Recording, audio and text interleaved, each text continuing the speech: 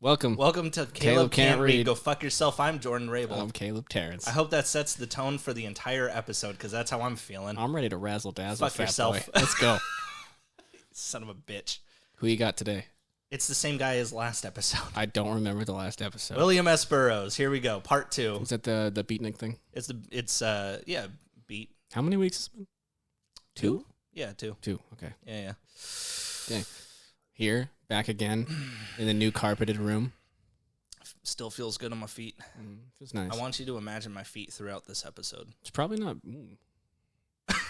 I'm sorry. What were we talking about? And it distracted me there. I just can't.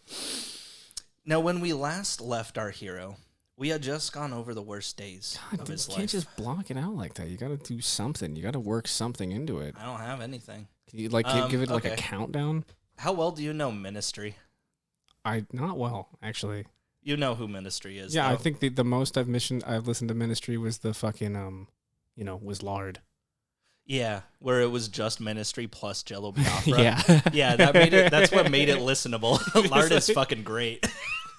Fuck yeah, Lard. I haven't listened to Ministry a lot, man. I feel like if anything, Jello Biafra just made it sillier, but I doubt he made it better. Well, I feel like Jello Biafra was leaning into the energy Ministry was bringing, where he was like, you guys know this is goofy, right? But he never actually asked them that question because they would be like, what? No, we're not goofy at all, Yeah, and it would just ruin the illusion for himself. Yeah, I don't know. What do you know about Ministry? A little bit. We'll get to it eventually. Okay. Good. Now, when we last left our hero, that's something. We had just gone over the worst why don't days you just of his say life. why don't you just say hey, before we get started, let's go over the last episode. I mean, not like that because that's robotic. Oh no, that's and weird. what I'm doing now. Yeah. Oh, it's a little recap, if it's you will. Now, the grandson of the inventor of the modern-day calculator, William S. Burroughs, grew up as a rich elite asshole in St. Louis, where he was afforded every opportunity to make something of himself. Should we start over? No. Okay. Private schools, Harvard, trips to Europe, but none of it compared to heroin. William moved up to New York City, where he made friends, found new addictions. Wow. And covered up a murder. I hear stories like this a lot. Should we try heroin? Yeah. It's got to be amazing. Never got a downside, right? It's got to be the best thing. The whole point of that Breaking Bad part where it was like Jesse's doing heroin was like he had to pull him back into the meth game because heroin was going to show him the error of his ways, as heroin always does. Heroin is nothing but meditative for people. It's nothing but good. I mean, let's do meth too. If it gets to there's a point, man. We'll have a whole Chris Farley night of it. We'll watch Tommy Boy and we'll get a fucking speedball. Anyway, when William found himself in trouble with the law, he ran away with his common law wife, Joan Vollmer, with whom he tried to kick the addiction by turning to drink. After an infamous game of William Tell, Joan was dead, and William found himself running back to America, where he found that the law had forgotten all about him, and none of this needed to happen. After publishing his first book, Junkie, he murdered his wife. He did indeed. With the help of his old pal, Allen Ginsberg, Burroughs decided to take another Euro trip at the expense of another friend's parents. There, he discovered the port city of Tangier in Morocco, where the drugs flowed freely. For a short while, Burroughs' son Billy thought he'd come check things out, but after just a few weeks, went back to Joan's parents with nothing but trauma and a little addiction. If you remember, his son was 13, and he was like, Billy, the son I barely ever knew and certainly never took care of. Why don't you come on to Tangier? I'll show you what things are all about. Let me get you addicted to drugs, and my friends are going to try and rape you. You ever tried a knife hit? Fuck, do you remember knife hits? Knife hits? Knife hits. Oh. God damn it, dude. That's right. That is some... Oh. That's probably the darkest way concocted to smoke marijuana. That shit was so rough, dude. Always just a halfway cut out. Marijuana off it? What did you do? I'm talking about. I thought you meant bumps, like doing bumps off a knife. No, that's just a little key bump, man. Okay. Why would you need a knife for that? Because you're from Miami. I don't know. No, I don't do blow, man. What the fuck did you do? Were you freebasing marijuana off a knife? No, I can't. Okay, I'm actually surprised you didn't know about that. No, the knife hits. So, and the classic is it's 2 butter knives. I mean, it can be any knife, I suppose. And then you have your electric coils on your stove, right? Yeah. So you thread the knives on through the coils, and then you turn the coil on high until they're both red hot, and then you take a little nugget of weed, and then you press it in between the two, and then the steam that rises out of that gets collected by a jug that's been cut in half. That's so much more work than literally poking holes in an empty fucking can. Okay, so here's the thing, though, is it gets you really, really high. It's like kind of like a gravity bong with no water is what it kind of sounds like. It looks like that, but like apparently you could get like a lot more smoke out of a lot less weed. What the fuck? Yeah, and it hurts so fucking bad. I bet. Also, the other thing is like maybe it wasn't more smoke out of less weed with this method. Maybe there were some fumes coming out of the kitchen utensils that you were getting red hot Caleb. that were Caleb, probably I'm gonna treated tell ya, with something. Might be that. Yeah. Possibly. You know, I felt the same way though about the fucking the cans that you would smoke out of too. yeah, though. not a good idea. Well, yeah, but the first time I smoked pot was out of one of those fucking cans, and I was like, me too. and I was like, oh man, this really feels like a bonfire in the back of my throat. You know, not when you switch to a regular old bong or pipe or something like that, man. It's all aluminum just hitting you. Anyway, now from where we last left William S. Burroughs, it's 1957. He's 43 years old, and although he's written countless stories and novels, he has just finished work on the second to be published. Beer glass broke. His magnum opus, Naked Lunch. Your beer glass broke? Yeah, hang on, we gotta find this glass, and I'm gonna be paranoid that I swallowed it. You might have. You should definitely switch to Rainier for now. Hang on, I'll pause it. Well, we're not going to worry about it. After 30 seconds of looking, it's no longer our problem, and it's up to God now. Yeah. All right, well, let's get into it. Naked Lunch. Quote, I can feel the heat closing in. This is going to be my best William S. Burroughs post, by the way. The microphone didn't pick up your fart, but it's still a good joke. I can feel the heat closing in, feel them out there making their moves, setting up their devil doll stool pigeons, crooning over my spoon and dropper I throw away at Washington Square Station. Vault a turnstile and 2 flights down the iron stairs, catch an uptown A train. Young, good-looking, crew-cut Ivy League advertising exec-type fruit holds the door back for me. I am evidently his idea of a character. You know the type. Comes on with bartenders and cab drivers, talking about the right hooks and the Dodgers, calls the counterman at Nedix by his first name, a real asshole. Good? Why does it sound like a Tom Waits interlude? Oh, man. I should have asked you what you've known about Tom Waits. He comes up, too. Are you about to ruin Tom Waits for me? Because I really Not like really. Tom Waits. Look, man, a lot of people did heroin. I mean, it's like halvesies, really, Tom Waits. You know, like some shit is absolutely unlistenable garbage. And Yes, but, you know, it's... actually, I think most of it is garbage. But, like, those ones that hit, like, fucking hit, dude. A lot of people smarter than me seem to really like Tom Waits, and I feel like they want to like Tom Waits. I feel like it's that you know? same graph as Invader Zim, where, like, you know, like, on one end here, we got, like, the enjoyment of this thing, and then the other end, we have, like, likeliness of having autism. And it just, like, it's going in straight diagonal from corner to corner. You know what I mean? That's fair enough. Like, Tom Waits, Invader Zim, what are some other things that can go in those two places? I don't want to think about it because you're naming off things that I'm kind of into. Warhammer. All right, well, that's yours. Now, the book... Oh, yeah. The book is told in... Tanks. Stop it. The book is told in chapters with no relation to one another besides the main character, William Lee. Remember, this was the moniker Burroughs had given himself when he wrote his early stories, but now he was just writing under his real name. Burroughs has said that the disjointed nature of the chapters is so that you can read the book in any order, which is bullshit, actually. He sent the script in with each chapter in a different folder, but he didn't have the folders numbered. When the publishers asked him about it, he bullshitted the answer I just gave you. Oh, yeah, no, you can actually totally read it any way you want. But anyway, this is what... Fuck yeah, fuck doing more work. Yeah. But anyway, this is what the story's like if it's read from front to back, because that's how I read it. The story follows William Lee, who refers to himself as a secret agent. He's in constant need of 2 things: setting out west to evade the law and his next fix. As he travels through the country, meeting all kinds of characters, he eventually makes his way down to Mexico. There, he investigates a man named Dr. Benway, who teaches Lee in the ways of mind control and interrogation. If you'll remember, William S. Burroughs, He's really into telepathic energies and that kind of bullshit. Oh, damn it.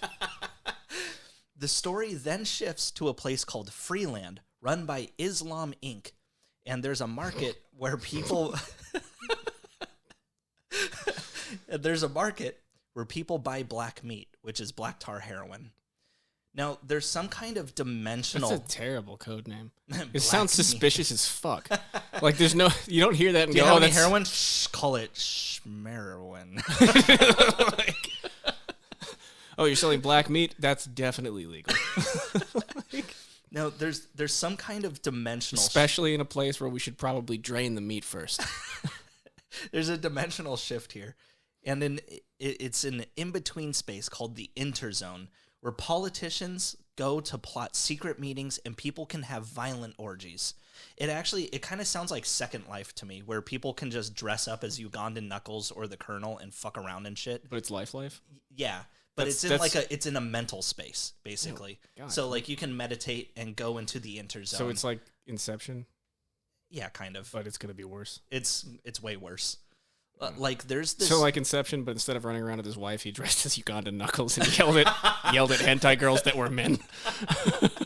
Okay, can there actually be like you know how people make mods to make like Thomas the Tank Engine fly down whenever there's a dragon on Skyrim and stuff like that? Is there a way?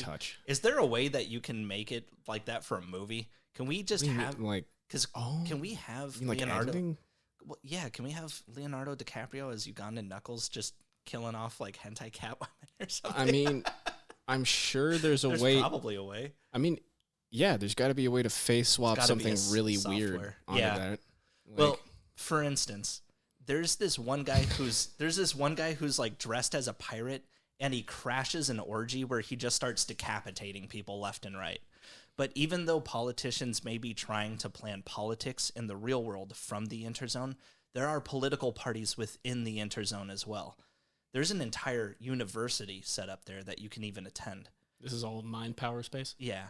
Okay. When William Lee awakes from all this, he's killed 2 police officers named O'Brien and Hauser. But he calls the narcotics agency asking for O'Brien, as if he didn't already kill him. But upon learning that there is no O'Brien that works there, he asks for Hauser. Again, they say there's no one by that name there. He then runs away. And the ending of the book is just a hot mess of things that don't make sense. Quote, a heaving sea of hammers in the purple-brown dusk, tainted with rotten metal smell of sewer gas. Young worker faces vibrating out of focus in yellow halos of carbide lanterns. Broken pipes exposed. They are rebuilding the city, Lee nodded absently. Yes, always. Either way is a bad move to the East Wing. If I knew, I'd be glad to tell you. No good. No bueno. Hustling myself. No glot. Clom fly day. Yes, wow. That's how the book ends. If you want to believe him, that's not the real ending of the book because it's just a mixed up chapter somewhere in the middle. But I'm going to be real with you right now. If you ever flip something like this on me, like, because I feel like if you wouldn't have told me he was a rich kid until the end and then you surprised me with it, I might have actually liked him. I don't want you to but like I just him. have such deep issues. Yeah, you know what? Maybe it's my hatred of his work that really kind of comes off on the page here. But I mean, it sounds shitty and he murdered his wife. But it is, yeah. And got away with he shot a woman in the head and now he's just living his life. Yeah, and 2 different countries were fine with it. Fuck him, man. If I remember right, he was in prison for 13 fucking days. That's it. That is rich kid murder, though. I mean, that's textbook. Anyway, that's the entire book, and I'm not really bullshitting any of it. This is William S. Burroughs' most famous book. And it's all complete fucking horseshit. I know that there will be at least one listener that fucking loves Burroughs and swears by this book. And I'm even willing to bet that they can give me a wonderful... Oh, definitely, sure. Sure, definitely one out of the many fucking listeners. At least somebody's gonna... Yeah, there's just so fucking many listeners, Jordan. Somebody's bound to like it. Hey, fuck you. We're doing okay. I'm sure there is. 1 out of a fucking million listeners. Well, and I'm sure whoever that person is would be able to even give me a wonderful dissertation as to why it's brilliant. And I truly don't doubt that in some ways it Are you is. that desperate for interaction with another human being that isn't me or your wife? No, don't email me. But look, this book just isn't some mixed for me. signals from you, Jordan. I've been rubbing my fucking toes on your shin this entire time. And here's the thing. We have covered other bullshitters from the Beat era. We covered E.E. Cummings. And I like E.E. Cummings. I know he's bullshit too, but at least he's relaxing. Was he Fart Guy or was that Joyce? That was Joyce. Okay. Naked Lunch is an intense fucking book, and I just wasn't into it. But still, we're here to discuss it. Mm-hmm. Now, there is a large theme of homophobia in this book. Sorry. Back in 1957, homosexuality was seen as a treatable illness. And Burroughs definitely had his dalliances. I'm glad everybody's on the same page with that being ridiculous now. We've come a long way.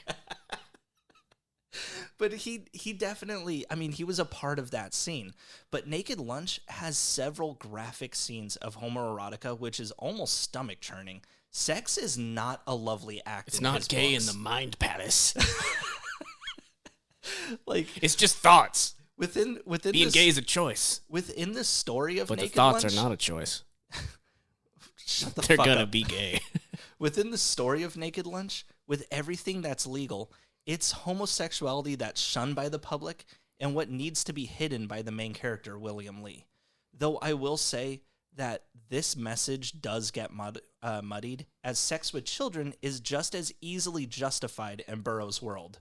Okay. Burroughs was... Okay, that's... I will mention, in real life, Burroughs was a pederast. What is a... Oh, that's sorry, a new one. That just means pedophile. Oh, okay. Yeah, there you go.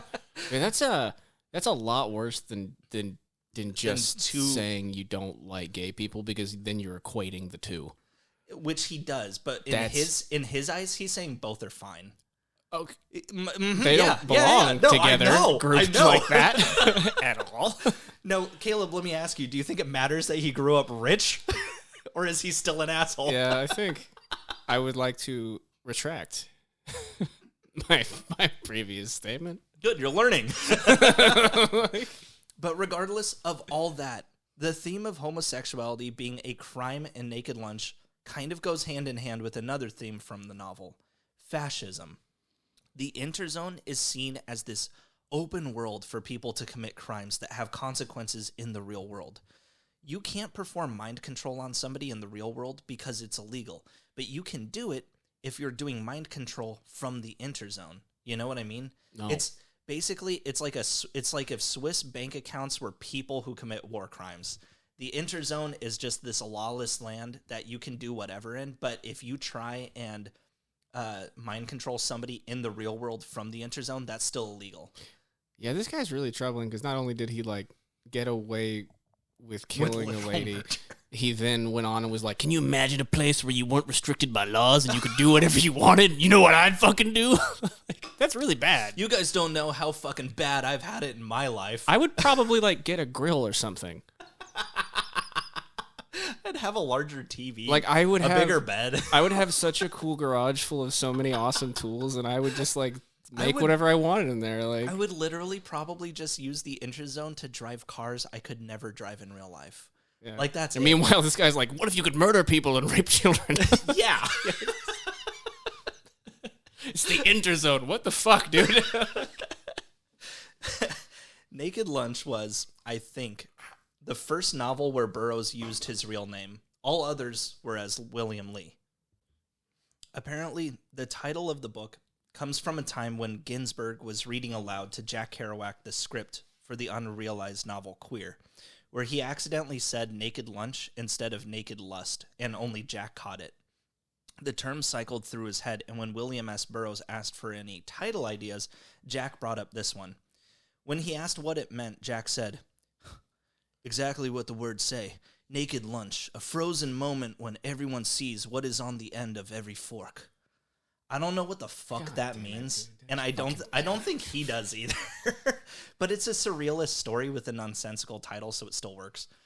The book was originally published in Paris and the UK in 1959 by Olympia Press, but under the title The Naked Lunch. You wouldn't believe how much the added "the" bothered the absolute fuck out of Burroughs. A U.S. version of the book wouldn't be released until a few years later in 1962 by Grove Press due to U.S. obscenity laws, but at least this had the correct title of Naked Lunch, no the.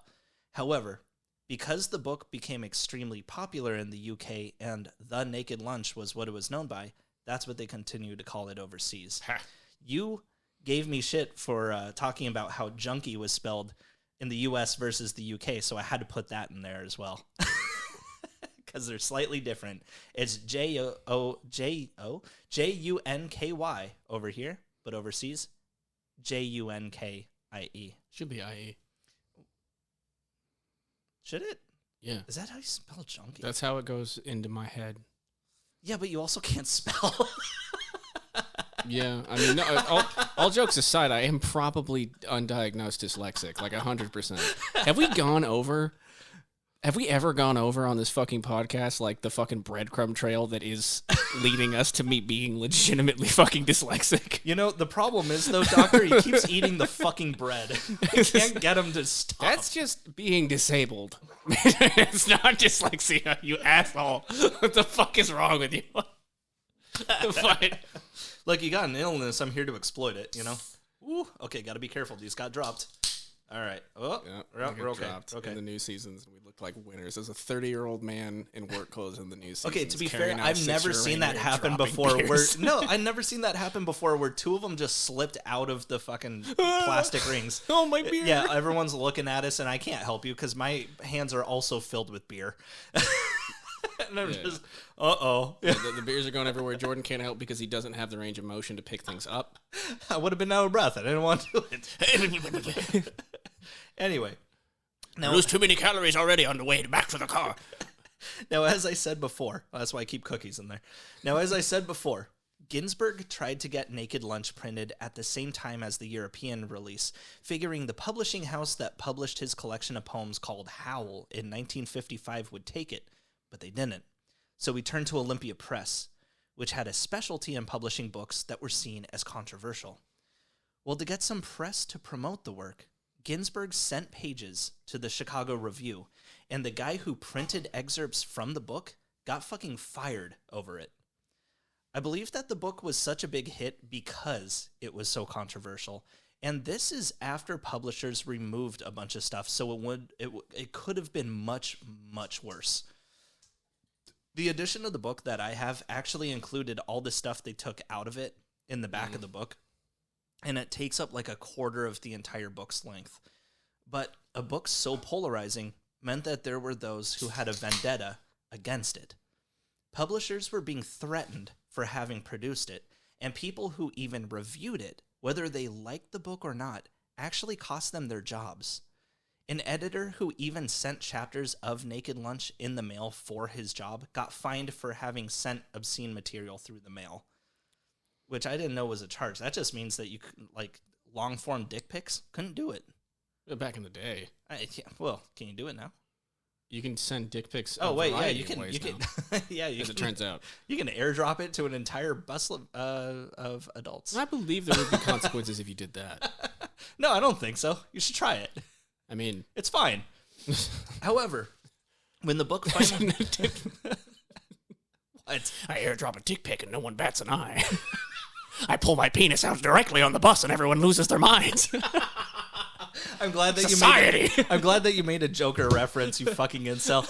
However, when the book finally got okayed for American publication in 1962, it was still banned in LA and Boston.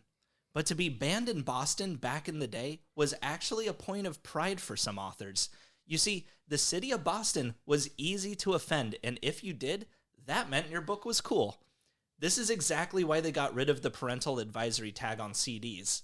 Every band wanted one because it meant you were cool, so all you did was make bands more controversial so that they would get one, you know? Oh, yeah. Naked Lunch was actually... Caution, this shit is sick as fuck. Yeah, exactly. I remember like asking for like CDs for Christmas and shit, and I'm like, by the way, I don't know if they have parental advisory stickers on them or not, but get those ones first. Like, look for those ones and get them. Just dig through and get that. Yeah. Oh god damn it! It's Limp Bizkit. It's just one of those days, Caleb.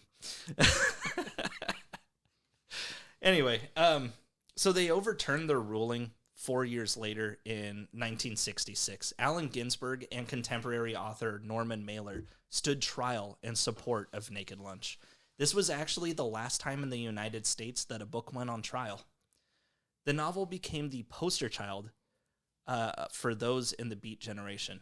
To them, Naked Lunch was a symposium of ideas and technique, something that got you asking questions and talking about it. I know I'm just taking like your word for all of this, but it doesn't sound like that's really the case. No, it isn't. Like, that's not what he was trying to do at all. Like, to the people... Like, I understand that, like, I probably, I don't know. Well, that's the thing. Everyone saw that this book... I haven't fucking read it. Don't. Fucking don't. Okay, cool. I just do what my good buddy says. Yeah. But No, but it's true. He was just really just putting his crazy onto page, and there were so many people that were like, well, surely they wouldn't just print something so fucking stupid. It must be trying to say something. And so they all just spelt it out in their own heads for like whatever the message may have been. But it's like, no, there was no message. He's just a fucking insane heroin addict. But to the people against the Beat generation, do you think do you think the idea just comes from him thinking about being on heroin pretty much? Yeah. Like he's just going into his weird little mind space. You know, I bet if I sell a whole bunch of copies of this, that I could get a whole bunch of heroin. That's not what I meant, but I mean... Yeah. I know, but I mean, like, that's... Yeah, no, he's problematic regardless of what he was thinking. I mean, I highly doubt you could be supporting a heroin addiction and not have to be a grifter. Yes, that is true. At least in some way. Yeah, no, that is fair. But I think Allen Ginsberg was doing his grifting for him, like whoever he had to get it published. I mean, I've seen people just absolutely destroy their lives for that shit. You think somebody wouldn't just lie to the public for money for it? Yeah. No, I'm agreed with that. Yeah. That's fair. Well, to the people that were against the Beat generation, they saw Naked Lunch as proof that these people were nothing more than a bunch of fucking degenerates. Like, they, as much as all the Beat generation people were championing Naked Lunch, like this is it. This exemplifies who we are, man. This says it. There were a bunch of other people that says, yeah, this fucking says it. A bunch of pedophiles and heroin addicts. But the book still had... Hey, these assholes think gay people are like pedophiles. But the book still had immense influence. It was immediately sought to be made as a movie with a weird cast of characters behind the scenes. I feel like I've seen this poster. Probably. At one point, Chuck Barris, the guy who hosted the Gong Show... Isn't that the guy who farted on that hooker's face? No, that's Chuck Berry. Right. This Chuck Barris. I just wanted to be sure that... I just really like mentioning that whenever we can. Like, it's... At least once an episode, just remembering that Chuck Berry has a sex tape that's very easy to find online. It's so funny. It's so weird. That is some of the... That is one of the funniest fucking things I've ever seen in my entire life. We can't go too far into this. There's other weird shit in this episode. I'm having a really hard ADHD day, and I'm sorry. Listen, at one point, Chuck Barris, the guy who hosted the Gong Show and created the dating game, financed the project to get the movie made. Mm-hmm. It was going to be a musical with Mick Jagger in the lead role.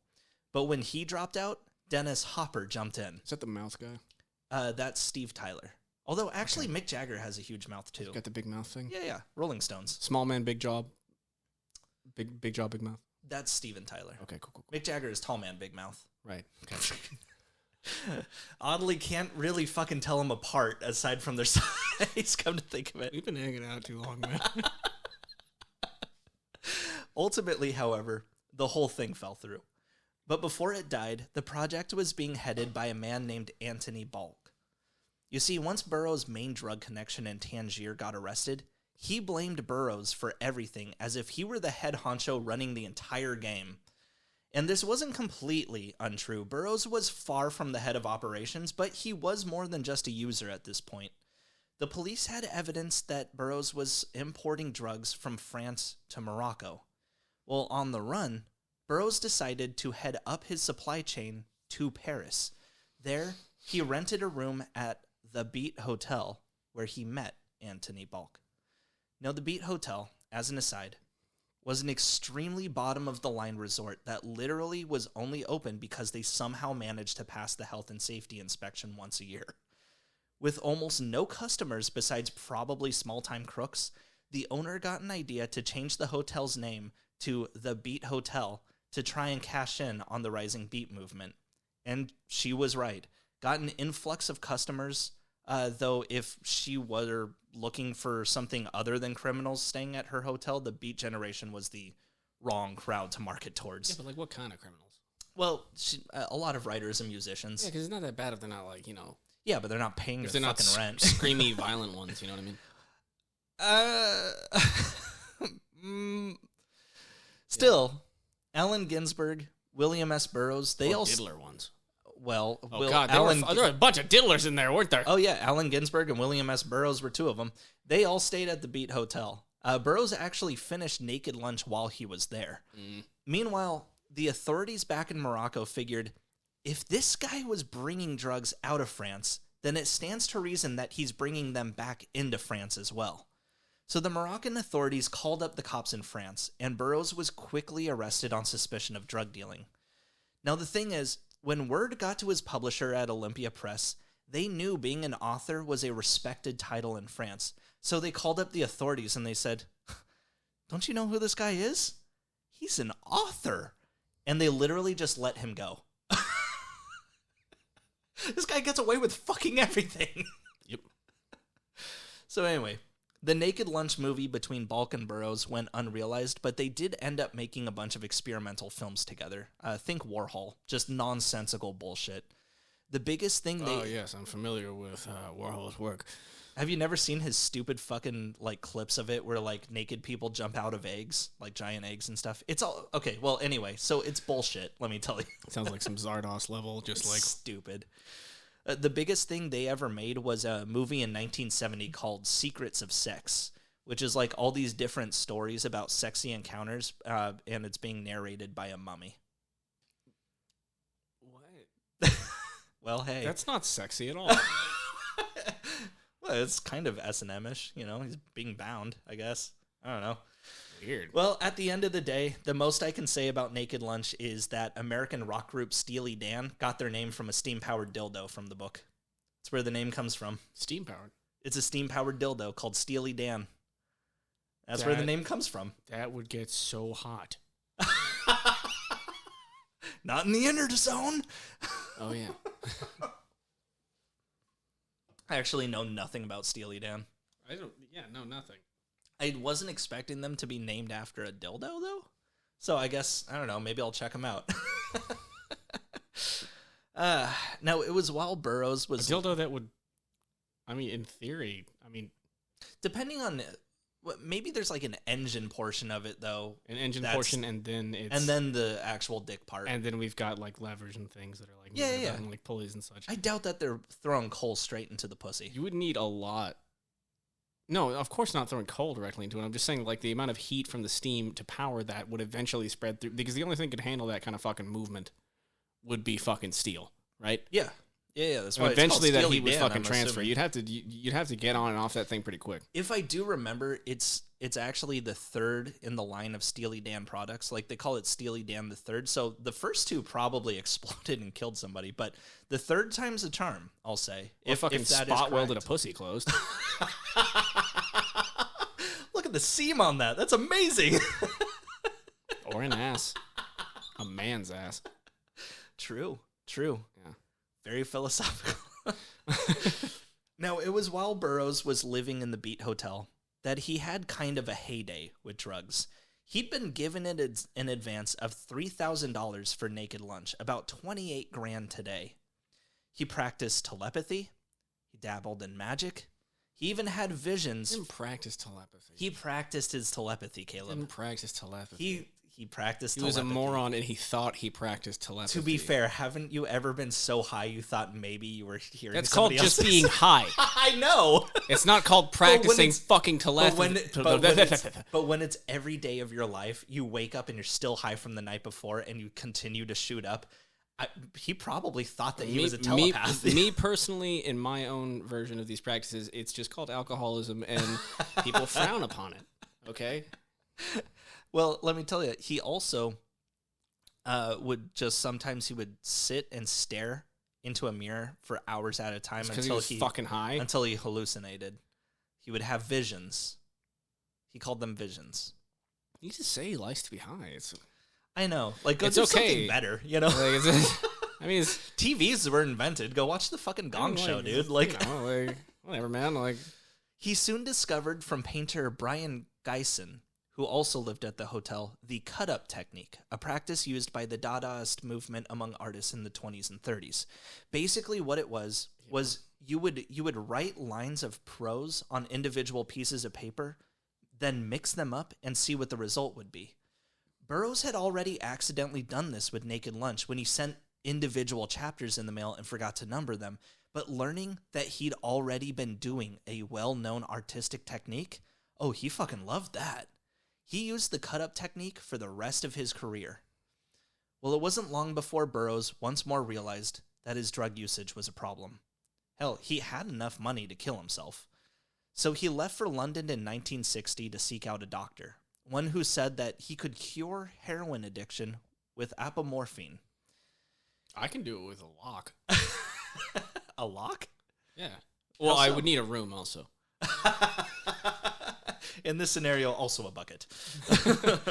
Not entirely necessary. No, but he was gonna find a doctor that cures your drugs with drugs. You know, it's a good theory, and it may have worked.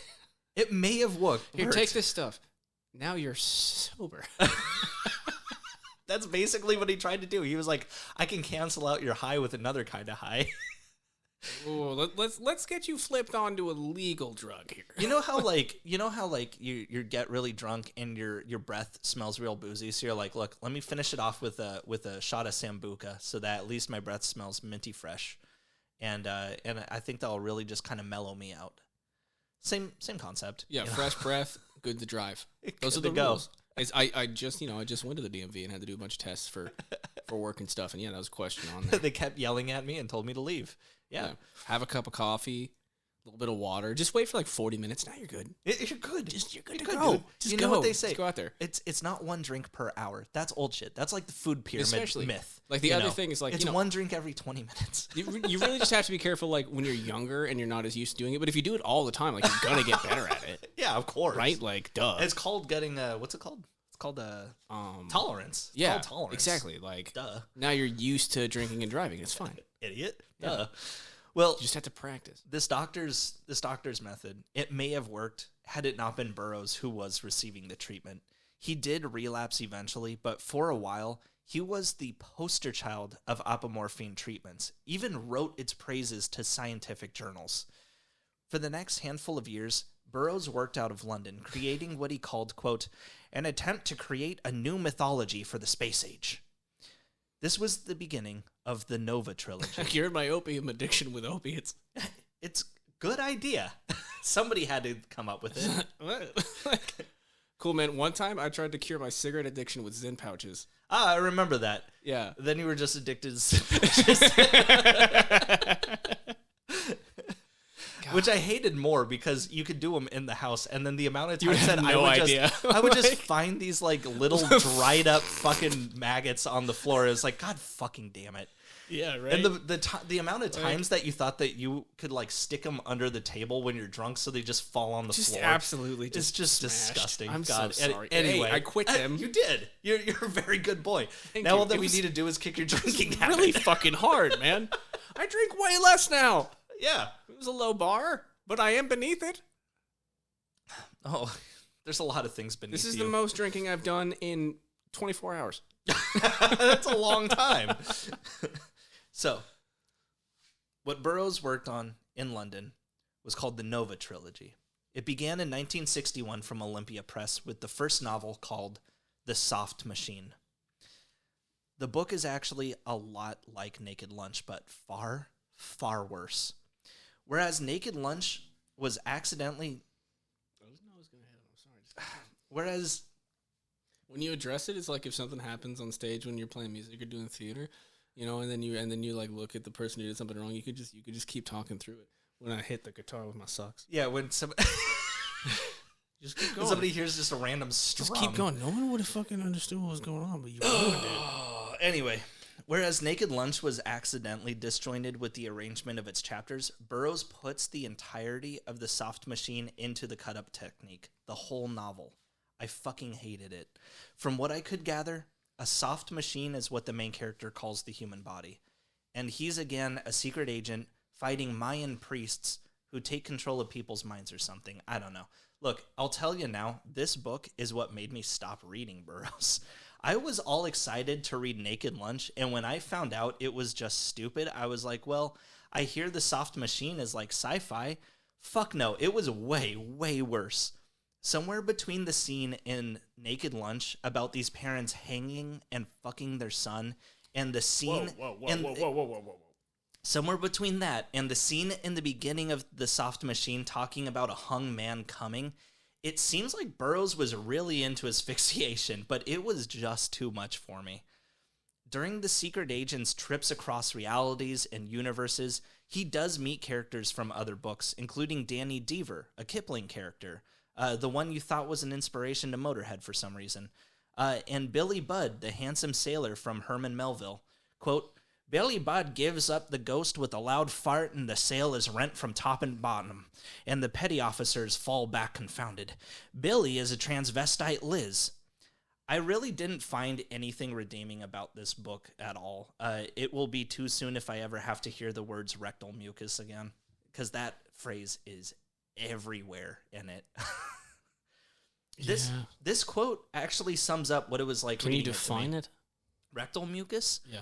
It's the aftershocks, let's call it, of anal sex. Can you use it in a sentence? Caleb's got rectal mucus. From anal sex. So this quote actually sums up what it was like reading for me. Quote, the boy ejaculates blood over the flower floats. Slow vine ropes drops him in a phallic fountain. Wire mesh cubicles against the soft inner ribs. This is reading like magnets on a fridge. Yeah. Vast warehouse of penis, and the shock threw him 10 feet to smooth dirt and flack. God with erect penis spurting crystal young cruelty. Warehouse. The men's warehouse, if you will. The tall and large of the cock warehouse. God with erect penis spurting crystal young cruelty and faux solid. Dazzling terminal caress in silent corridors of corn god. Erection feeling for descent in the morning sun feels the yes from there, but by a mirror on the stripped naked. In the city, a group of them came to this last bone meal under the hanging tree. Whole fucking book. Whole thing is like that. It's fucking terrible. Yeah, it's really bad. But the term heavy metal actually comes from The Soft Machine. There's a character called Uranian Willie, the heavy metal kid, and Lester Bangs, who pretty much popularized all of punk in the 70s, coined the phrase from that character. Actually, Lester Bangs was a big Burroughs fan, and the term punk was popularized from Junkie after James Grauerholz, someone we'll get to later, used the term to name his magazine. From the classic punk history book Please Kill Me by Legs McNeil and Gillian McCain, James says, quote, I loved it because it meant to me a derisory word for a young, no-count piece of shit. And then from Burroughs' Junkie, you know, there's that great scene where William and Roy, the sailor, are rolling the lushes in the subway, and there's two young punks. They cross over, and they give Roy a lot of shit, and Roy says, fucking punks think it's a joke.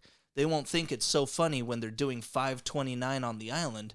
5 months and 29 days. Fucking punks think it's a joke. So I knew that punk was a direct descendant of William Burroughs' life and work, and I said, we've got to put these two things together for the benefit of all parties. And that's what I did. Oh. Afterwards, when they interview Burroughs, he just says, I always thought a punk was someone who took it up the ass.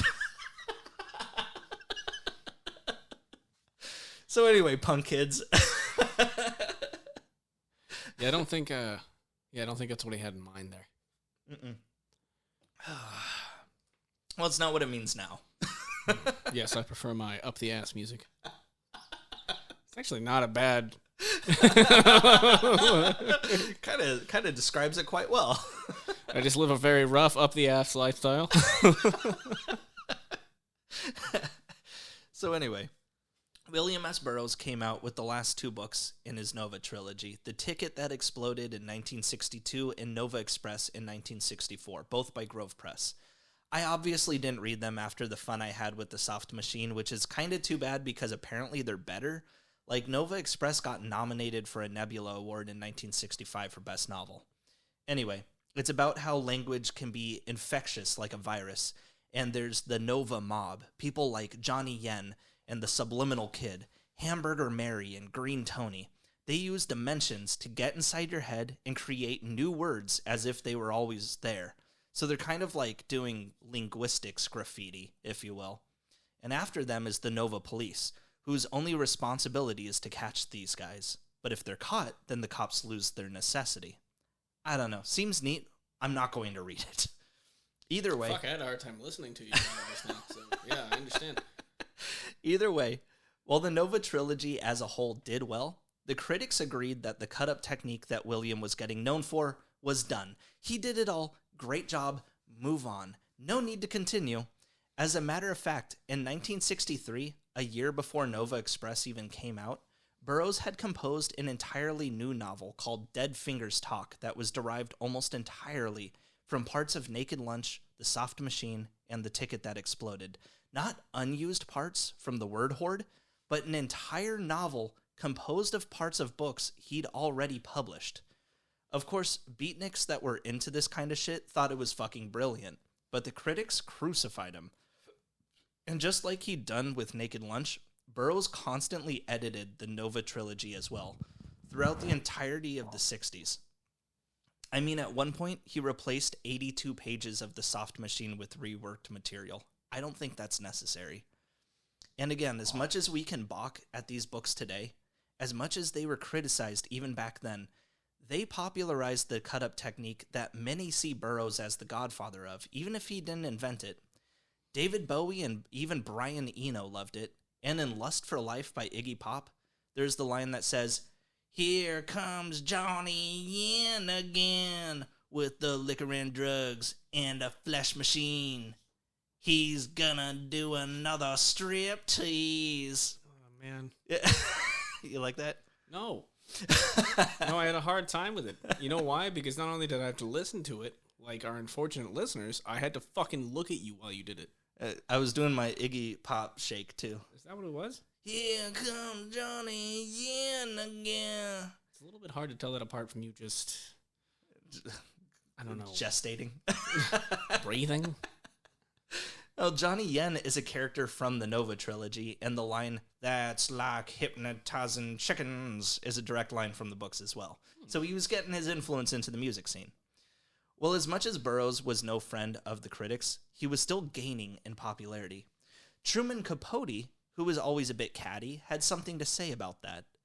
In 1967, in an interview with the Chicago Daily News, Capote said, "I hate pop art to death. Now, William Burroughs, he's what I'd call a pop writer. He gets some very interesting effects on a page, but at the cost of total lack of communication with the reader, which is a pretty serious cost, I think." Had he not started that sentence with him saying that he hates pop art, it would have been valid criticism. But of course, Burroughs took offense to it. At first, he did nothing. He ignored it. But over the course of the next 3 years, Burroughs got paranoid that Truman Capote was following him around and having interviews with the characters of his books. So in 1970... Would like to make a police report? No. Just want to let that sink in for a moment. You talk to who? God damn it, not again. So in 1970, Burroughs published a personal letter to Capote saying that he's been interviewing his characters, and Miriam, from his short story of the same name, says that he withholds sugar from her. He also said his latest short story was, quote, "a dull, unreadable book which could have been written by any staff writer of The New Yorker, an undercover reactionary periodical dedicated to the interests of vested American wealth." I mean, the whole letter is just insane ramblings, but I will say that he did call out Capote on his book In Cold Blood. You know that one, right? The true account of a family murder, and Capote interviewed the killers. It's what really got him his fame. Yeah, I saw the movie. Yeah. Well, Burroughs accused Capote of talking to the killers without their lawyer present, and the cops using the book as evidence in their trial, which would be kind of shitty, honestly. I don't know how much of that is true, though. But anyway, Burroughs ended his letter with, quote, "Enjoy your dirty money. You will never have anything else. You will never write another sentence above the level of In Cold Blood. As a writer, you are finished. Over and out. Are you tracking me? Know who I am? You know me, Truman. You have known me for a long time. This is my last visit." I think I would be scared of William S. Burroughs. If he had a personal vendetta against me, I'd be like, uh-oh, shit. I'd be scared. It's just if he tells you he's going to shoot something off your head. Maybe don't put it on there. My hands are full. I better put this milk jug on my head just to carry it out to the car. Oh no, he's coming. I mean, if he's just obsessing and being weird, sure, but like murderer, sure. Killer, no. Killer implies intent. Yeah, you know what I mean? Like murder can be manslaughter. Yeah. Like we Which talked it technically was, Oh no, he's a manslaughter. According to the fucking story. I mean, okay, I don't know. In this instance, you were like, let's see what happens here. I feel like he took that same approach. Well, I guess we'll see what happens. Woo! But during this time... Whatever, I'm probably in the metaverse or whatever anyway. The metaverse. Is that what it's called? No. Interzone. The Interzone. You fool. But during this time... Called the Interstone, you Philistine. Burroughs was strong-armed by some friends in Paris, probably at the Beat Hotel, to release a spoken word album in 1965 called Call Me Burroughs. This was really the first Beat album around, and while people of the time were listening to the Beatles, the heavy drug users like Mick Jagger and Brian Jones, and yes, even the Beatles, were apparently playing this album on repeat. It's just readings from Naked Lunch, but for some reason, people were really, really into it. Now, since little Billy Burroughs had left Morocco, things hadn't been going great. At 15, he and a friend were playing around with a rifle, when Billy accidentally shot him in the neck. Whoa, what's going on? This is Billy, his son. Oh, shit. It runs in the family. Fucking A, why? Billy, thinking... You sure about this? Yeah, my dad showed me. That's mean. Hey, you know what's meaner? Shooting somebody in the fucking neck. It's a little rude. Yeah, it's a little fucking rude, bud. Well, Billy, thinking he just killed his friend... made a plan to... Because he shot him in the neck? Yeah, a bit, just a little nick. He made a plan to run away to California from Florida, where he was at, where he was still living with his mom's parents. But when the police found him in a girlfriend's family's fallout shelter, they told... That's where he decided to lay low, was like, hey, you know that fallout shelter that rich people have? You can't tell anyone I'm here, pinky swear. Oh, sure, Billy, what'd you do? I think I fucking killed John. Okay, yeah. Yeah, won't tell anyone. Just get on down there and we're going to lock you in. Well, when the police found him there, they told Billy he wasn't a murderer. Friend lived, and no charges were to be filed.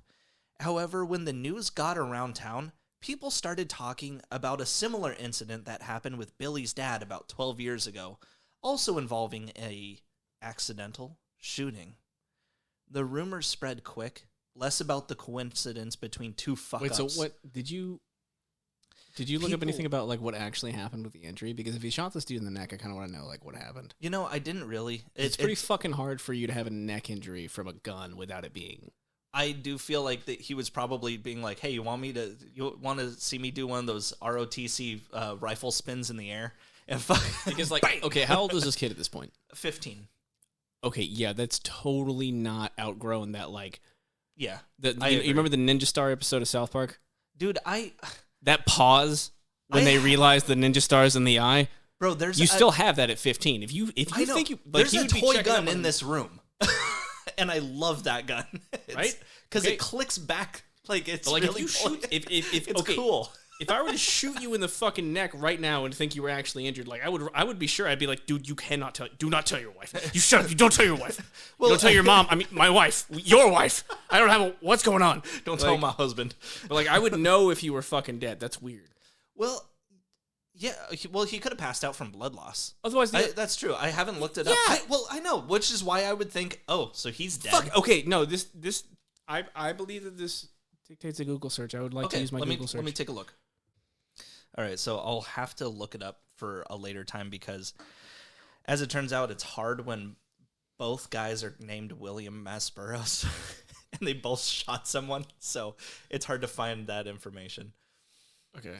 But so anyway, for some reason he shot him badly enough to think he might have killed them and then ran off and then found out that he wasn't dead somehow. Yeah. But I mean, the thing is that the friend survived and they didn't press charges against him, which if I were to survive a shooting and he like definitely meant to shoot me, I would press charges. So I think they probably, they were fucking around with their dad's say that out of the gate. Something. I did. Oh, yeah. My bad. I did, but you see, you're a dumbass. Yeah. But either way, the answer. The rumors spread quick, less about the coincidence between two fuck-ups and instead about the mental problems shared between father and son. And Billy Burroughs started falling into a depression that he felt could only be solved with amphetamines. His method of obtaining them, however... Genius. Just like Dad. His method of obtaining them, however, was to break into doctors' offices for prescription pads. But forging prescriptions isn't as easy as you'd think, and Billy was quickly caught and arrested. Well, Daddy Burroughs decided to actually be there for his kid for once, but knowing that he'd probably had enough of a reputation to get searched automatically at the airport, went to America without any drugs at all and no connections. Said it was the roughest 2 months of his life. So just to be there for his kid, William S. Burroughs, gotta go clean. For a little bit. Hardest fucking thing I ever did. Hardest thing in his life, he said, after, murdering his wife. That's fucked. Yeah. That's super fucked. Well, he didn't have any drugs. But don't worry. I had some drugs to help me deal with it, though. Well, don't worry. He found ways to get back into the old habit, specifically writing articles for Playboy and Esquire in exchange for drug money. They were just articles for, like, the 1968 Democratic Convention, shit like that. And during this time, Burroughs decided to enter the Church of Scientology. Oh, shit. Now, the thing is, Scientology does not allow you to do things your own way. You are not allowed to argue. That's the way cults work. But Burroughs tried asking questions and making deals to get what he wanted, and when that didn't work, he left. In and out pretty quick. But he was still there long enough to get audited and marked clear by the church, which basically means you're clear of harmful substances and thoughts. So I think maybe Scientology is just making shit up. Well, for some reason, hating Scientology was harmful substances. They audited him and they said, "Hey, buddy, you know what? You're good. You're good to go. Clear of harmful substances and thoughts." You know what? You have money and you're interested, so you look clear to me. Yeah, I'm a little shaky right now. I'm a little nervous, but if I take a 5-minute trip to the bathroom, I'm right as rain. I just gotta fucking sweating from heroin withdrawal. And they're like, "You look fine. You look good, man. Just gotta take a shit. No, I will be fine." Well, for some reason, hating Scientology was like the one thing Burroughs was right about, and he wrote an early insider's critique on the religion in Rolling Stone. In the following months, there were angry letters in the editorial section of Rolling Stone just attacking Burroughs, and he'd attack him right back. Their little fights would show up off and on again for years in Rolling Stones afterwards. Well, the meager sum of writing articles couldn't support Burroughs' huge drug habit, so he started writing short stories in prose and publishing them through smaller presses. You know who loves small publishing companies? College students. Soon, Burroughs was getting a resurgence that would land him as a god amongst college kids. Among some of these stories was one called The Last Words of Dutch Schultz, an 80-page screenplay about the real-life 30s mobster Dutch Schultz. The entire thing is fictionalized. Burroughs didn't actually know anything about this guy's life, but what Burroughs clung on to was Dutch's real-life last words. "A boy has never wept, nor dashed 1,000 kim. You can play jacks, and girls do that with a softball and do tricks with it. Oh, dog biscuit. And when he is happy, he doesn't get snappy." This dude... what? The dude was... I don't even... What do I compare that to? He was spewing stream of conscious bullshit as he bled to death. Which is exactly the kind of thing Burroughs was into, though. He looked at those last words and he was like, This guy, He's like, oh my God. this guy gets me. This guy spoke in kitchen magnets. I get it. Yeah, I don't understand why everyone's having a hard time. I mean, you dash 1,000 Kim. I get it. But he quickly learned that there wasn't as much money in small publishing companies as there were with ones that could produce full-length novels. So in 1971, he released The Wild Boys, a Book of the Dead from Grove Press. The only thing I know of it is this snippet from Wikipedia. Wild Boys, a Book of the Dead. That's what it's called, Wild Boys, a Book of the Dead. I just thought about Chris Pontius's ass. It probably is about that. So here's what I can find out about the book. It depicts a homosexual youth movement whose objective is the downfall of Western civilization. I'm sorry. One more time. Start over. I've had a bit much to drink. I want to be sure I heard that completely correct. It depicts a homosexual youth movement whose objective is the downfall of Western civilization, set in an apocalyptic late 20th century. Do you think that the Wild Boys show had this in mind? I don't know what the Wild Boys show is. You ever watch Wild Boys? No. Okay, well, it's a very deep intellectual show. So maybe not. with Chris Pontius and Steve-O from Jackass. Oh, yeah, maybe. And it's their own independent nature show where they put like meat in their underwear and then wrestle with hyenas. And then so the same thing they were doing on Jackass, but with not everyone But there. with just the two best members of Jackass, yes. Fucking maybe. And honestly, with that snippet of what the book's about, I might go read that one. That one sounds okay. A homosexual youth movement coming to bring down the end of Western civilization. Hell yeah! All right, that sounds pretty sick. Down with capitalism and pussy. I need it on a shirt. As soon as The Wild Boys was released, Burroughs tried to adapt it into a hardcore porn. It was a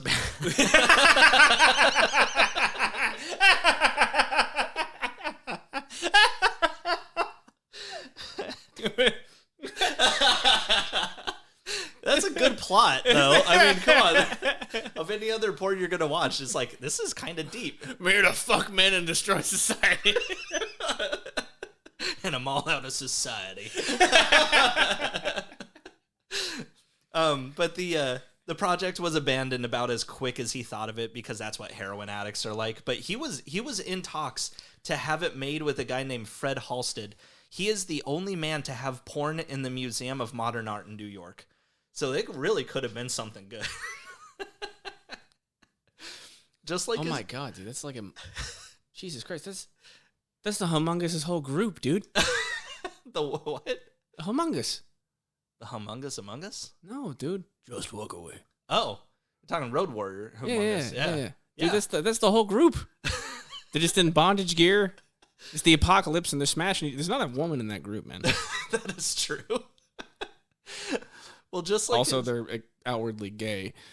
I don't really want to. Yeah. Oh yeah. No. There's all kinds. Because remember the dude with the, is it a pink mohawk? Man, it's been 2 months. Yeah, it's a pink mohawk. Yeah, he's got his little boy toy thing, and he gets mad at. He yells at Max because he puts the the kid puts the boomerang in the fucking boy toy head. Yeah. The kid did it. Oh, that's right. Somebody dies by boomerang, don't they? God, that's so dumb. God, I love. It's in Australia, and it's the post-apocalypse. So yes, someone dies by boomerang. Jordan, that just makes sense. I think it's in their anthem somewhere. Well, just like his other works, this book, The Wild Boys. Killing a gay dude with a boomerang? Yeah, probably. They're not very tolerant. Wild Boys was hugely influential to musicians. I'd never heard of it before doing this research, but the protagonist in Patti Smith's classic album Horses is based on the main character of this book. The Wild Boys was also a favorite of Ian Curtis, lead singer of Joy Division. And most importantly, David Bowie based... I've been waiting for a guy to come and take me by the hand. It's a quote. And most importantly, David Bowie based the character of Ziggy Stardust on both A Clockwork Orange and The Wild Boys, which totally makes sense. Now, I'm sure you've... All right, anyway, go on. Sorry. I'm sure you've probably gathered it by now. Mm-hmm. But Burroughs is not easy to get along with. Well, while he was living in London, he made rivals. Do you know what chaos magic is? Do you know the book The Secret? I thought we were talking about okay, so in the Warhammer mythos. Oh, okay. You might know it. Yeah. So We do have the same 4 chaos gods in both Warhammer Fantasy Battle and Warhammer 40K. Okay. Right? Yeah. Okay, sure. I don't know. Is it kind of like the same thing? Like, what's the chaos energy here? Like, it's the chaos energy is that there is magic always abound, and just no one has basically tamed it. Oh, so, okay. Okay, well, those gods are just from a different dimension that fuck shit up. It's not that. Way cooler and more awesome. Same amount of sex talking about chaos magic. There's actually one specifically just for weird sex. No, I mean, like, whoever is telling you about chaos magic or Warhammer, they're both not getting laid. So Correct. Anyway. Correct. Do you remember that book from, like, 2004, The Secret? People talked about The Secret. Yeah, but the commercials were everywhere. Oh, The Secret. Do you remember that? So no. you make a vision board with things... Oh, is this manifesting stuff? Yes. God, it's so magic. Fucking stupid. It is. Yes. Okay. So for those that don't know, you make a vision board with things you want and work towards those goals. And hopefully you can kind of change your thinking, spending habits, and perhaps the world for you to get that new Ferrari or whatever. Oh, yeah. I manifested it. It wasn't just fucking generations and generations of wealth backing me and giving me privilege. Excuse me, I'm sorry. Could be. Well, I exploded there. I had a hard time. Yeah, you hate this. Do I need a nap? No, you're good.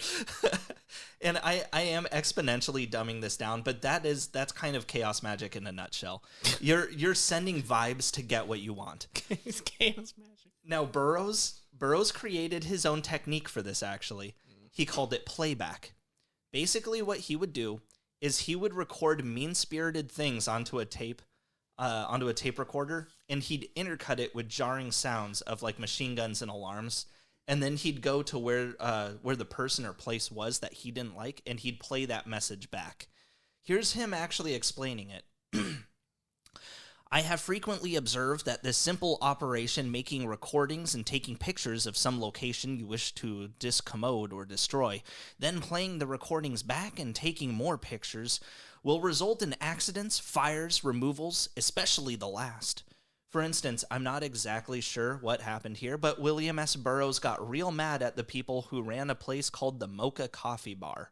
According to him, quote, here is a sample operation carried out against the Mocha Bar at 29 Frith Street, London, W1, beginning on August 3rd, 1972, reverse Thursday. Reason for operation was outrageous and unprovoked discourtesy and poisonous cheesecake. Now to close in on the Mocha Bar, record, take pictures, stand around outside, let them see me. They are seething around in there. Playback would come later with more pictures. Playback was carried out a number of times with more playback, with more pictures. Their business fell off. They kept shorter and shorter hours. October 30th, 1972, the Mocha Bar closed. The location was taken over by the Queen's Snack Bar. Do you see, Caleb? All it took was 2 months of recording this and playing it back in slowed speech and very low, and their business was fucking gone. What? Yeah, he did it. So he basically just recorded nonsense, and he would play it on a loop over and over and over again outside of their establishment, and eventually they closed, and he was like, I did it. I did it. Yeah, I mean, that's... I wouldn't kick it there. Also, he came up with the concept of the 23 enigma. You know, the whole thing that the number 23 is a significant number. There was a whole Jim Carrey. Is that a thing? Yeah, there was a whole Jim Carrey movie about it. Okay, dude. Burroughs came up with that. Jim Carrey's also not. He's not all there. He's anti-vax. Yeah, he's a little funky. He's a little funky. Wait, okay, so 23. Wait, what? 23 being a significant number? Like, yes. So, and this is a real. Did I fucking give a company money that believed in some mystic bullshit? What company? 23andMe. It goes that deep, Caleb. Now they have your DNA. They have my DNA and my money. And for some reason, even though they asked you to only spit in the tube, you came in it too. I fucking nutted in it, dude. I love you so much. That's where both of us went. They were like, we can still do this, but we're also adding you to a database. A different one. The police have it. Now, the year was 1974. Wait, no, answer my fucking question. What? What's with the number 23? Oh, so basically, prime numbers show up in... What's a prime number? Prime number I'm is kidding. I'm sorry. Oh, goddamn you. I believed it. I know. But it's just this whole thing that prime numbers show up if you look for them. That's about it. So does the number 2 or 1. It doesn't matter. Numbers show up Just because you anywhere. notice them? Anything shows up if you fucking try to pay attention for it. Exactly. Well, for some reason, Burroughs believed it was the number 23. He published a whole paper about it. People, for some reason, believed That's him. how a lot of biases works, actually. It's That's how stupid. racism works. That's true. Exactly. Burroughs was a number racist. Like somebody tells you this works like dut, dut, dut, dut, dut, and you're like, okay, cool. Now I have a pattern implanted in my head, and I'm only going to pay attention to that. Yep. Well, that's it. Okay, to be fair, I'm glad he focused on a fucking number rather than, Italians. Never really liked them, you know? Yeah, with Italians, it's fine. He's got a reason. Hey, that's one of the last bastions of acceptable racism, okay? Like, this is fucking going all gabagool on Italians. Right? You're gonna get your ass kicked outside of a bar. If anybody can tell me apart, they're gonna fucking smash a bottle of Stella Artois over your head or something. That's not Italian, is it? That's German, isn't it? I don't know. Artois sounds French. I don't know. I'm pretty sure it's just Michigan. Now, the year was 1974. Burroughs was 60 and had clearly not been doing well. Allen Ginsberg... That was because of all the heroin? It had something to do with that. Yeah. Allen Ginsberg was getting worried. So he secured... Shit, I need to balance this out with some amphetamines. So he secured a teaching position for Burroughs at the City College of New York as a creative writing teacher. If he cleaned up his act, I think he would actually be perfect for that position. Holy shit, the amount of money I would pay to just watch this man try to teach a class. Holy fuck. He did it, though. I would go into debt just like an entire college tuition to just watch this man for one fucking class. Well, he got clean, and he moved back to New York City in a converted apartment that used to be an old YMCA. Fuck it, the rent was cheap. The place was affectionately deemed the bunker. However, Burroughs quickly found... I thought it was gay when it was called the YMCA, but now it's definitely... the bunker. But here's the thing. He quickly found teaching uninteresting and the students uninspiring. He said, quote, "The teaching gig was a lesson and never again. You were giving out all this energy and nothing was coming back." Okay, this guy is a serious fucking narcissist. Oh, yes. Very much like, so. Cause it couldn't just be that, hey, I wasn't actually a good fit for teaching. You know what? Let me tell you. These kids didn't inspire me. I didn't feel good while I was doing this. He is going to die with his head in the clouds and everyone loving him still. This guy does not have a downfall. Dude. I hate it too. That's like classic narcissist horseshit, Of course. though, right? And you know what I hate about it? He's proven correct by just growing up rich too. He started out that way. He ended that way. And he was loving every bit of it. Yeah. Literally got away with murder. Like, there's so much about this guy that's just like, can he just get in trouble? But like, he doesn't. Can he at least OD on heroin or something? Nope. Just like die frothing. Either way, teaching position, quit after one semester. Yeah. However, the university at Buffalo saw this, and they saw this as an opportunity. They offered him $15,000 per semester if they came over to him. About $443,000 today per semester, almost $500,000 per semester. To him, the work was literally worse than having money, so he turned it down. Of course, he already has money. Ish. I mean, he's living in a converted YMCA. Okay, dude, look. How fucking... No. Can you afford to live in a converted YMCA? Not in New York. Is it because you don't have any fucking money? Yeah. Yeah. There you fucking go, bud. All right, you know what? Fair enough. But, dude, we'll give you fucking $500,000 of fucking... It could be $1 million a day. And if the dude already has enough fucking money to make it through with the rest of his life without a care in the fucking world, it's not going to goddamn matter. To be fair, I mean, that's something that I feel like he would probably jump on if he were sober. Well, I guess he is sober at this point, though. What's he going to invest in? More heroin? Well, I know. So, yeah, no, right now he's just sober. And he just doesn't care. I mean, according to this. Yeah, I guess. Well, Burroughs' fame had been waning. The year before, in 1973, he'd released 2 books, but to no acclaim. But Allen Ginsberg would never let his fame die. Ever since Jack Kerouac's death in 1969, just a few years before, William S. Burroughs was Ginsberg's main claim to fame.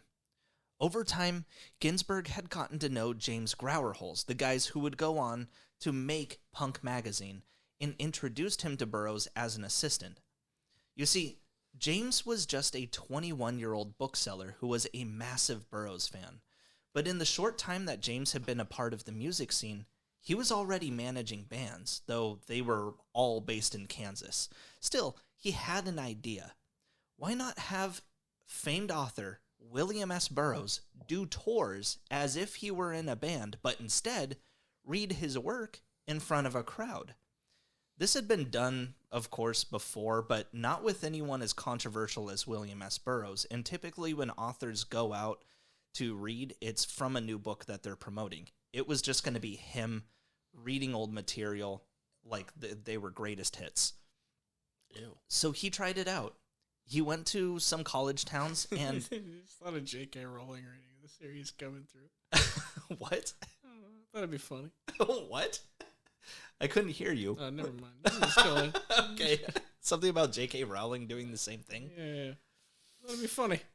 She doesn't need in the the current money. day. So, Bill! So he went to some college towns, and it actually helped his sales quite a bit. James even got him a gig doing a monthly column for a rock magazine called Crawdaddy, where Burroughs got to interview Jimmy Page. Led Zeppelin had just released Physical Graffiti at this point. So you like to diddle? Yeah. The two actually got along great, as it would turn out. They actually both knew the same real estate guy, and he sold Jimmy Page Aleister Crowley's Church of Thelema, named from Francois Rabelais' work. The whole interview is very filleted. They talk quite a bit about magic and Moroccan trance music. Plus, they were both they were both pedophiles, so you know. Oh God. Well, Burroughs started feeling a bit better about himself after the tours. He got in touch with the rising punk movement, associating himself with people like Andy Warhol, Patti Smith, and Lou Reed. Even went to CBGB's. Lou Reed. Yeah, I know. Also an asshole. He met Dennis Hopper and planned a film adaptation of Junkie, which fell through because both Burroughs and Hopper have really shitty personalities. In time, Allen Ginsberg had invited Burroughs out to the newly established Jack Kerouac School of Disembodied Poetics in Boulder, Colorado. Yeah, it's dumber the more you look into it. The school is part of a 100-year Buddhist experiment. I don't want to talk about it. Anyway. So William S. Burroughs arrives, and he's getting a look at the school, and he and Allen sit down for dinner. But wait, there's a knock at the door. It's Burroughs' 27-year-old son, Billy. Now Billy! The two had pretty much lost all contact over a year ago, kind of on purpose by both sides. But here he was by Allen's invite. I lost contact with you because you never called me or answered my call. Yeah, no, I lost contact with you, Dad, because you got me addicted to drugs and drinking, and you really fucked up my life from an early age. I lost contact with you, Billy, because you're kind of a bummer. Like look, man, if you can't... Look, Billy, you can't hang. It's just so shitty. But he got there by Allen's invite as a little surprise to his dad. And in the beginning, everything was fine. It was a happy occasion. Billy had just published his second... Also, what the fuck, Alan? That's weird, man. You can't just... I mean, that's really weird. Well, he for sure let Billy know that it was going to happen, you know? Well, yeah, of course but Billy fucking knew. Billy wasn't just like, oh, I have a random ticket. Yeah, I got a golden ticket. But I mean, yeah, I wouldn't surprise Burroughs, you know? dude might be packing. Dude, what the... So anyway, so Billy put a pork roast on his head. That apple. What? Hold the fucking apple. I bet he's really good at Angry Birds. Anyway. So it was a happy occasion. Billy had just published his second novel, both of which were autobiographies.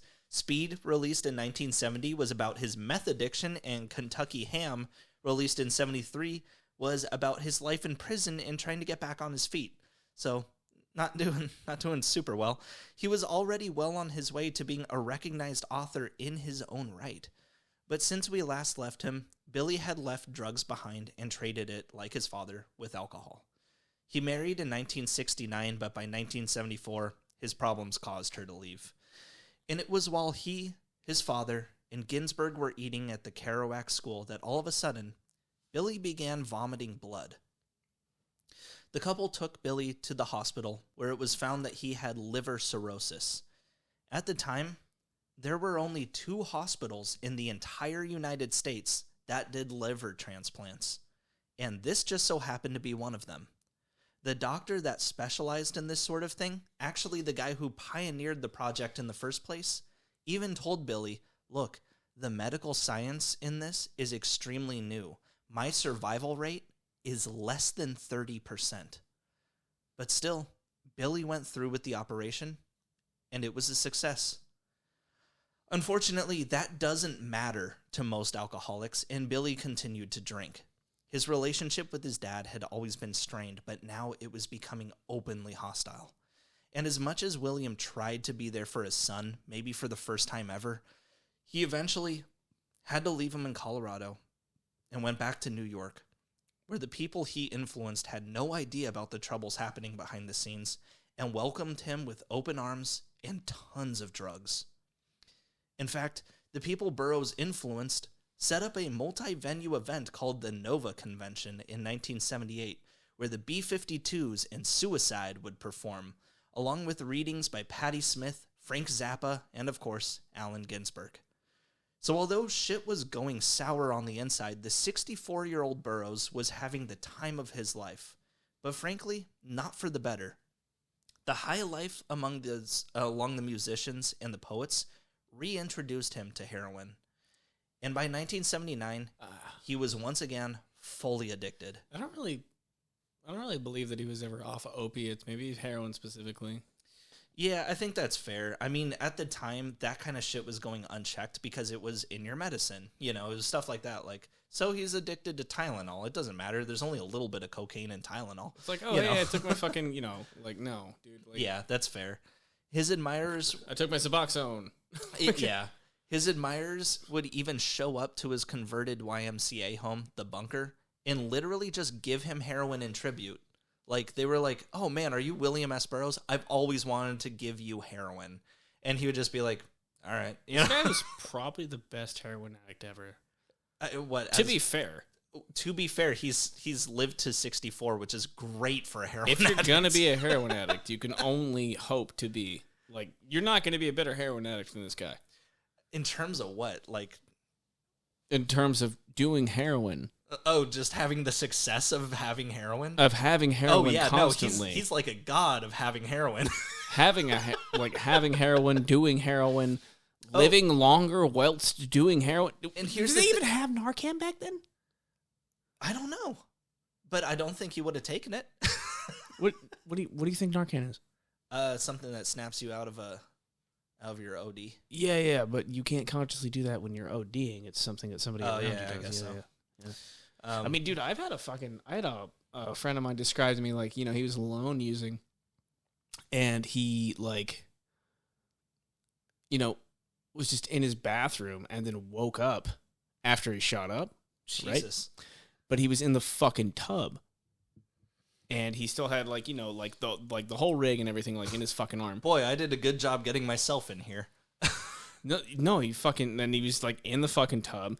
And then he fucking, like, got up and, like, was, like, taking the rig off. And then, like, looked at his fucking face in the mirror. And he was telling me, he was like, dude, I was, like, gray, like, bluish. Oh, fuck. Like, he was dead. Like, really fucking bad, dude. And then, like, anybody who would be, like, I never did. Heroin? Ever. Good. Fucking ever, dude. Good. Yeah.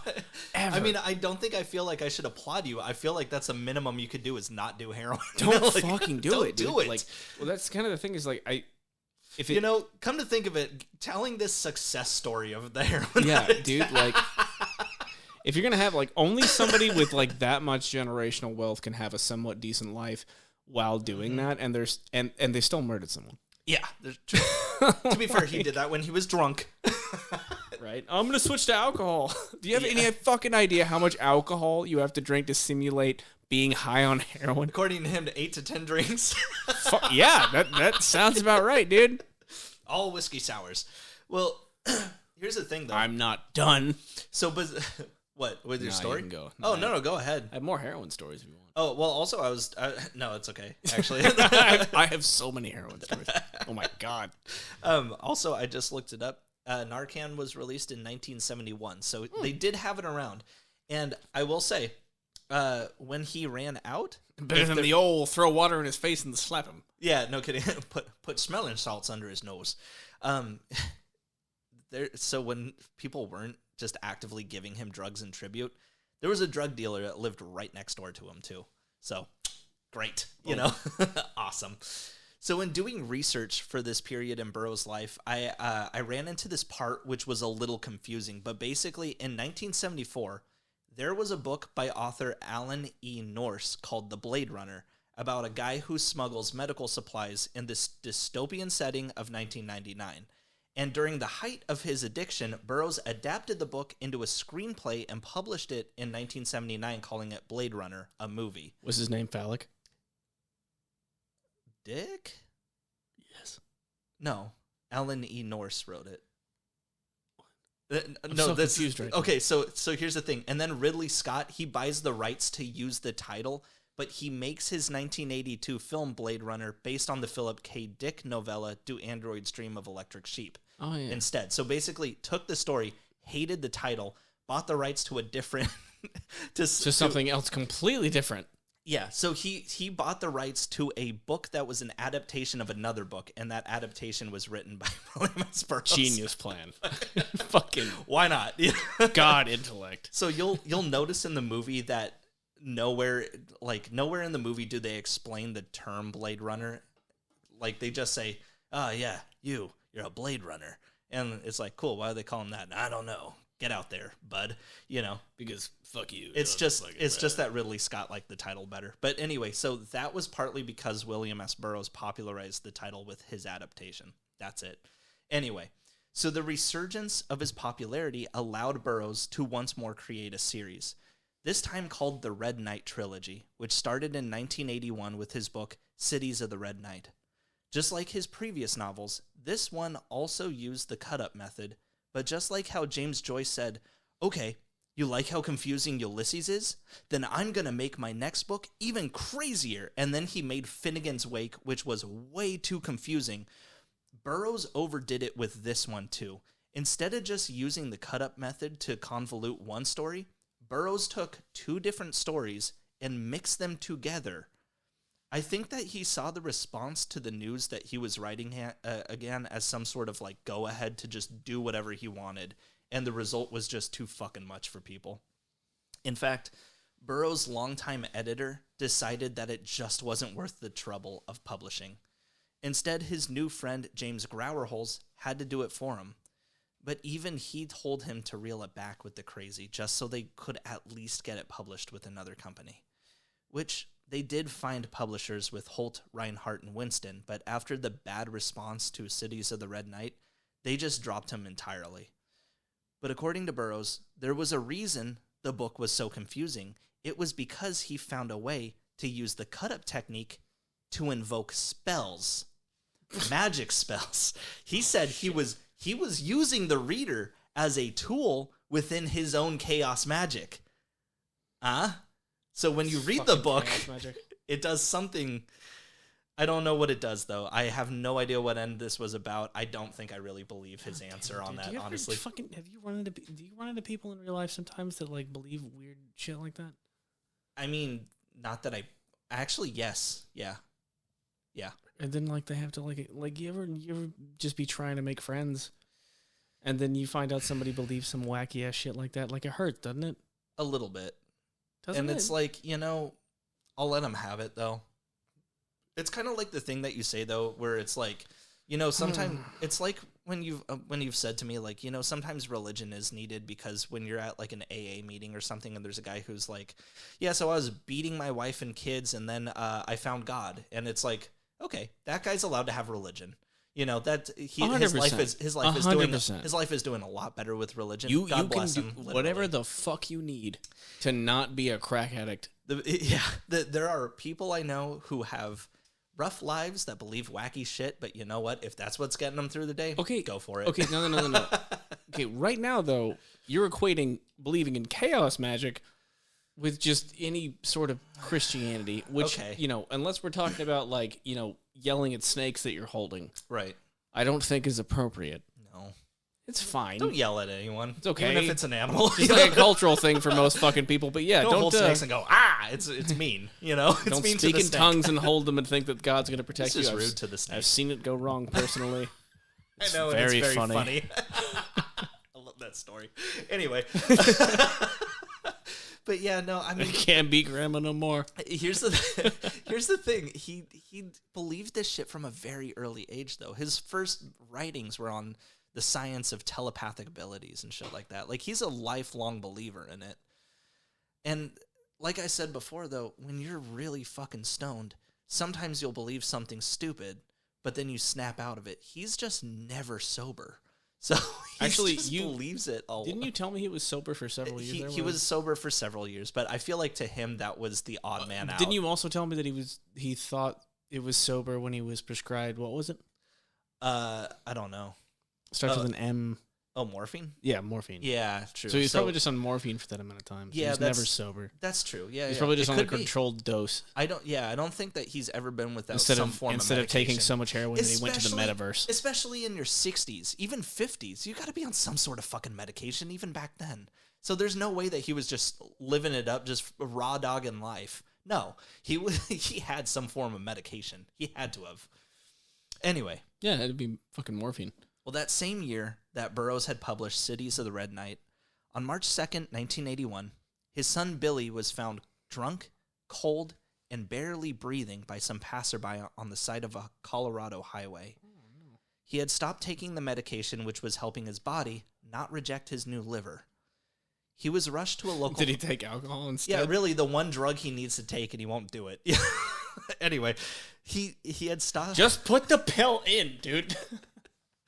It goes in my butt, and I don't want it that way. Well, tough, It goes in my mouth, and I want it in my butt. I'm a wild boy.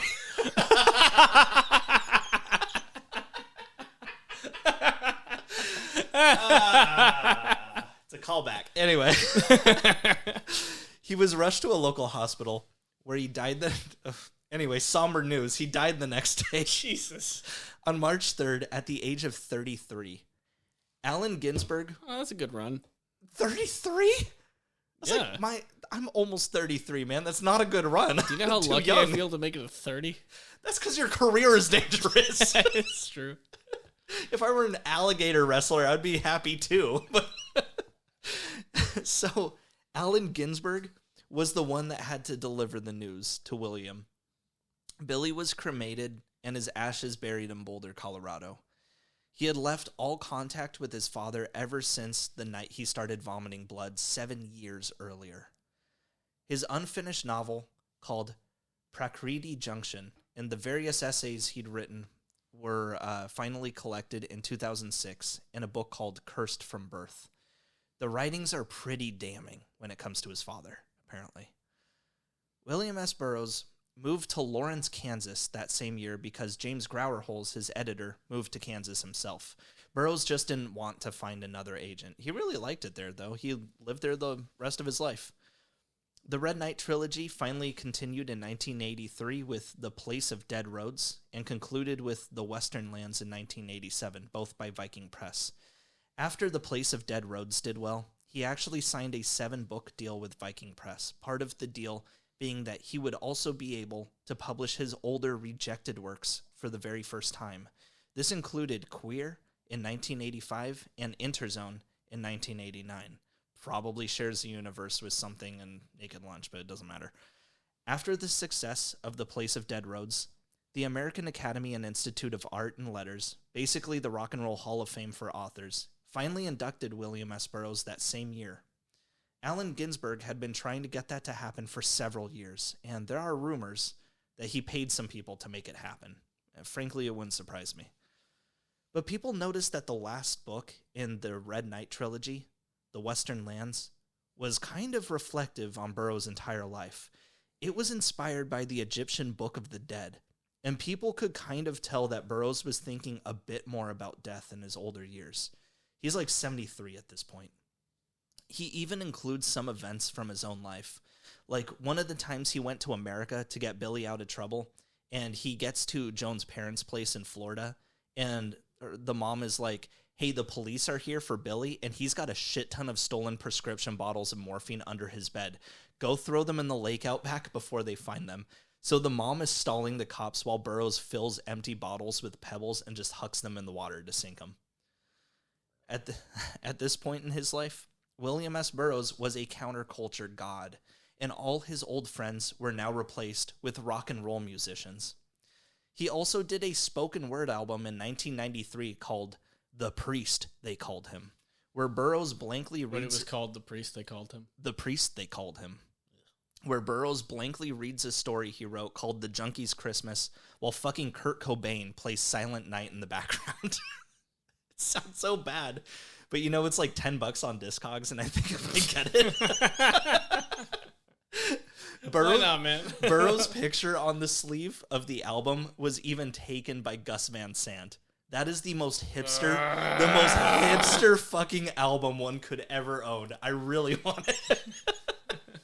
He even starred with REM on a song from a compilation album inspired by the X-Files in 1996.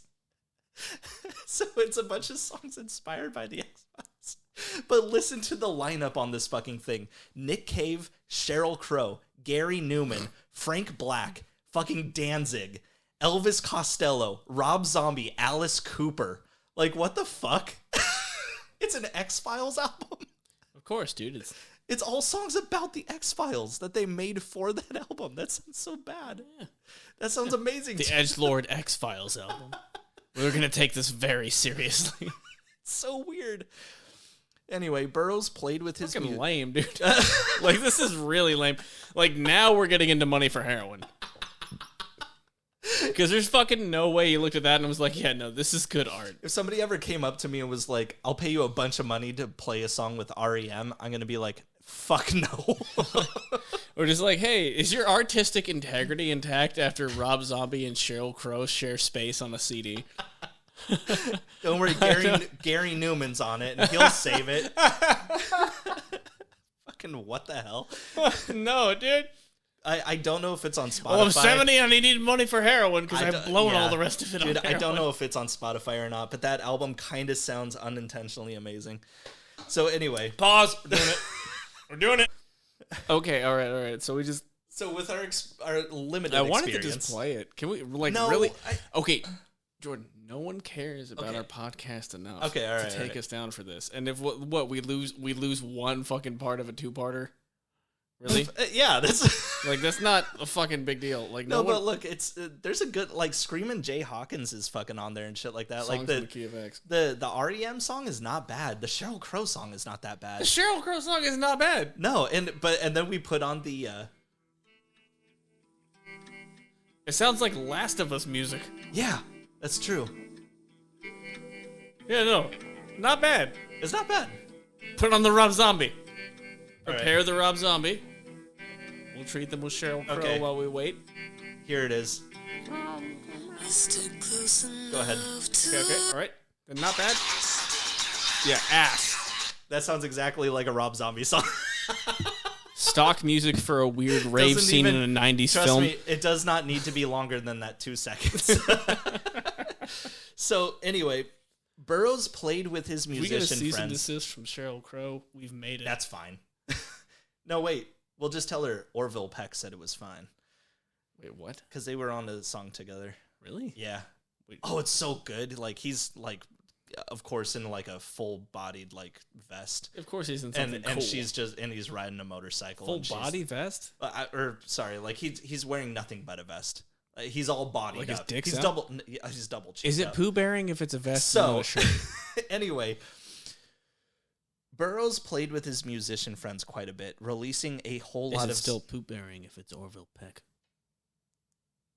releasing a whole lot of spoken word albums in the late 80s and early 90s, including a collaboration with Nick Cave and Tom Waits called Smack My Crack.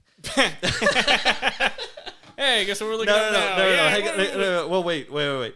So he also took up a bit of painting, specifically by placing spray cans in front of a canvas and then blasting them with a fucking shotgun. Literally called it shotgun art. He even voiced a side character called Edwin in the point-and-click adventure game The Dark Eye for the PC. I watched someone play it on YouTube. I wasn't impressed. The Dark Eye? The Dark Eye. The brown. Yes, that's where I was going. We have to get through this. The last decade of William's life was... Somebody... I had to go talk to HR, actually. Because somebody said that they had their third eye open. And then I asked them if they needed to go wipe. Caleb, you needed to go to HR for that. The last decade of William's life was mostly spent shooting heroin. I actually found this account from Al Jorgensen, frontman of industrial metal band Ministry. Oh, we're back to Ministry. Yeah. Quote, Jesus, dude. and I have no idea how this guy sounds, so I'll just go for it. We hung out at Burroughs' house one time in 93. Just don't do a voice then, dude. Why? Okay, we hung out at Burroughs' house one time in 93. So he decides to shoot up heroin, and he takes out this utility belt full of syringes. Huge, old-fashioned ones. He takes out his utility heroin belt. Yeah, huge, old-fashioned one from the 50s. Are you guys ready to Narcan me in 20 minutes? Woo! Well, you know those fucking things where, like, the assassin pulls out a knife belt, and it's got, like, it's that blanket that he rolls out, and it's a bunch of knives tucked into it? Yeah. It's that. It's that, but everything's full of heroin. It's full of needles. Now, it's full of used needles. And yes, and he says... So he says... Now, I have no idea how an 80-year-old guy finds a vein, but he knew what he was doing. So we're all laying around high and stuff, and then I notice in the pile of mail on the coffee table that there's a letter from the White House. I say, hey, this looks important. And he replies, nah, it's probably just junk mail. Well, I open the letter, and it's from President Clinton inviting Burroughs to the White House for a poetry reading. I said, wow, do you have any idea how big this is? So he says, what? Who's president nowadays? And it floored me. He didn't even know who our current president was. I feel it's important. Like, is this guy just like a junkie or something? Like, what's up with him? Like, I feel it's important to point out. Is this guy just like a junkie that's obsessed with himself? Like, why doesn't he know who the president is, dude? What's going on? I feel it's important to point out, though, that he was probably just pretending Clinton wasn't the president because although he didn't like the government, Burroughs was fairly conservative. Loved the Second Amendment. Wait, really? He apparently had quite the collection of knives and guns, and Hunter S. Thompson... You know why? Because when you're high, it's fun as shit to shoot. Yeah, well, I feel like he learned a lesson about that, but he fucking... You fucking imagine shooting like an automatic rifle on acid? Hunter S. Thompson once even gifted him his own custom pistol. You know, from one junkie to the next. Around this same time, Burroughs became a member of the Illuminatis of Thanateros, a chaos magic organization. Of course. And he got heavily involved with them in his last years of life. Also, yeah, he was in a Ministry music video, so that's why they were shooting junk together. The movie version of Naked Lunch by David Cronenberg hit the big screen on December 27th. Wait, fucking Cronenberg flit? Yeah. December 27th, 1991. For a long time, the book was deemed unfilmable, but with Burroughs' help, Cronenberg pulled it off. It's admittedly a bit like his previous film Videodrome, but instead of blurring the line between dreams and reality like he did in that movie, he instead blurs the stories between Naked Lunch and Burroughs' actual life. So, like, there is a scene in the movie in which the main character fucking shoots his wife in a drunken game of William Tell. Oh. Burroughs actually loved the idea to show it, and as much as Joan's death... Is it because he feels no remorse? It's... because he's a fucking narcissist? Well, Caleb, as much as Joan's death shook him in the early days of the incident, he later mentioned her death like a fucking joke in books, interviews, even this movie. No remorse at all. The last thing Burroughs ever published was a book in 1995 called My Education, A Book of Dreams, which are a collection of dreams he's had since 1959. So his education even came from himself. I figure you would like that, yeah. His last ever appearance was in a U2 music video for Last Night on Earth in 1997, which also featured Sophie Dahl, Roald Dahl's granddaughter. On August 1st, 1997, William S. Burroughs had a heart attack, and the next day, on August 2nd, he was dead at 83. He was buried in the family plot in St. Louis, Missouri, in Bellefontaine Cemetery, right next to his grandpappy, William S. Burroughs I. Allen Ginsberg had died just 4 months earlier on April 5th, 1997. The movie Good Will Hunting was released later that year and was dedicated to both of them. Fuck that movie, by the way. Guess what Ginsberg was a part of in his later life? NAMBLA. Yeah. Whoa. So Good Will Hunting is dedicated to two fucking pedophiles. I mean, okay. Here's the let's thing, fucking man. talk. I mean, yeah, please. Okay, you can go first if you want. I mean, you're going to talk about diddling, and I'm just going to talk about, like, here's the thing, man. classism. Well, you can... I'm not saying it's appropriate or even okay to be a pedophile, but you don't need to fucking advertise it by becoming a member of fucking NAMBLA, you weirdo. It's so weird. You're already a weirdo. What statement are you trying to make here, Jordan? Don't keep it secret. Actually, probably just go tell a cop and they'll think it's real cool and not put you in jail. Go do that instead. I mean, honestly, dude, if it's so fucking gnarly that you're about to join fucking NAMBLA, check yourself in. That's what I mean. Yeah, it's so fucking weird, dude. Like, dude, no, dude. It doesn't need to exist. Anyway. James Grauerholz became the literary executor to William Burroughs' estate. From it, he released a book called Last Words, The Final Journals of William S. Burroughs in 2000 from Grove Press. That same year, in 2000, a movie called Beat came out, which was about the relationship between Joan Vollmer and William S. Burroughs. Burroughs was played by Kiefer Sutherland, and Joan was played by Courtney Love. Because someone has to be connected to heroin. Burroughs' first foray into writing, the book called And the Hippos Were Boiled in Their Tanks, written by both him and Jack Kerouac about the murder of David Kamer by Lucien Carr, which Burroughs had refused to publish, was finally printed in 2008 by Grove Press. I'm told it's all right. Not really needed unless you're trying to collect all their writings. Oh, and by the way, Lucien Carr, he did all right. The guy who killed, the Cub Scout leader. You remember that whole thing? Wait, okay, refresh my memory, please. Lucien Carr was the guy who was in the Cub Scouts, and his Cub Scout leader, David Kamer, was like, boy, I really want to molest you. And he was like, no, I don't. I'm not into it. Right. And then he followed him around the country and then just he fucking as killed friends. his ass. Yeah, but then he finally killed him when it got to be enough. Yeah. So Lucien Carr, he did okay. After he got out, you're fine, man. I'm gonna give you the benefit of the doubt. Oh, wait, you're trying to write me. Yeah. And then he killed him. Yeah. After he got out of prison, he remained friends with Jack Kerouac, but kept Allen Ginsberg at arm's length. Had a happy life as an editor, and his kid is Caleb Carr, who is the author of The Alienist, which was a TV show. Nicole's a fan. Thought I'd mention it. His books are fairly popular. Mm-hmm. And as much as the writings of William S. Burroughs were once cause for disciplinary action when they first hit the streets in America, it turns out they're still doing damage in the Eastern world today. In 2011, a publishing house and translator in Turkey faced obscenity charges for printing The Soft Machine, stating they were, quote, hurting people's moral feelings. The trial was pushed to 2015, but I have no idea what happened from there. My sources today: Naked Lunch, The Restored Text by William S. Burroughs, Grove Press, 2001. The Soft Machine by William S. Burroughs, Fourth Estate, 2010. Please Kill Me, The Uncensored Oral History of Punk by Legs McNeil and Gillian McCain, Little Brown Book Group, 2007. Read William S. Burroughs' Hate Letter to Truman Capote by Emily Temple, October 2nd, 2017, lithub.com and Wikipedia. So made it. I know, and I know this was a fucking close one. I know. Look at me. Look me in the eyes right now and tell me there's a God. You blinked both eyes at the same time, which is a great start. Both times? Yeah, all times. Now you're just fluttering your eyelids, and I'm getting flustered. So I know that this is.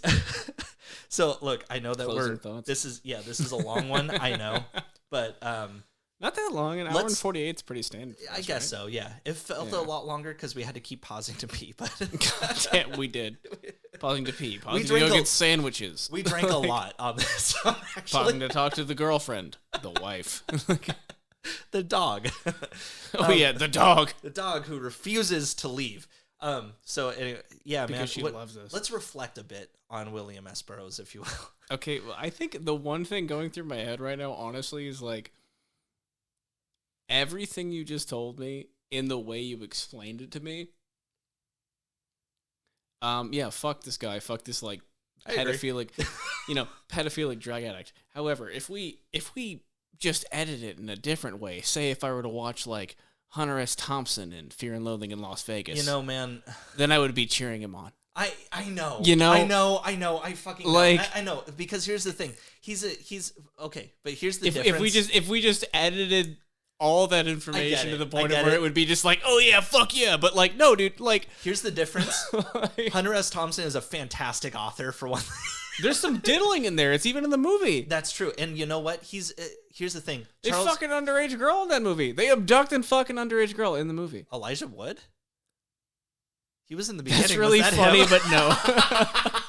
No, the girl that I don't remember that. Remember part. when he takes the stuff where he thinks that homeboy has fantastic tits on his back? That's right. And then there's an underage girl, and then they like abandon this whole thing, dude. I don't doubt it, honestly. You know what? Here's the thing. To me, William S. Burroughs is probably closer to Hunter S. Thompson than what I was thinking before, which was Charles Bukowski. They're both pieces of shit, but Bukowski didn't. He didn't. Well, he. I mean, he was a piece, but he didn't fucking kill anybody. No, he didn't. I mean, did Hunter S. I wouldn't be too surprised. Well, I haven't done research on Hunter S. Thompson yet, but I don't doubt it.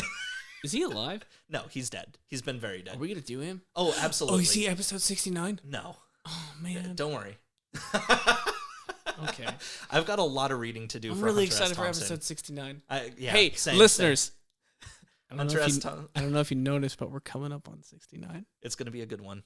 And you know so. what? Here's the thing. Not Hunter S. Thompson. William S. Burroughs, man, still, here's the thing. His prose is fine. He's known for the cut-up technique, but it doesn't make his books better. It's still shitty to read. And I feel like it sounds like a lot of bad guy, but he got away with everything. He got away with having the best fucking life for a drug addict.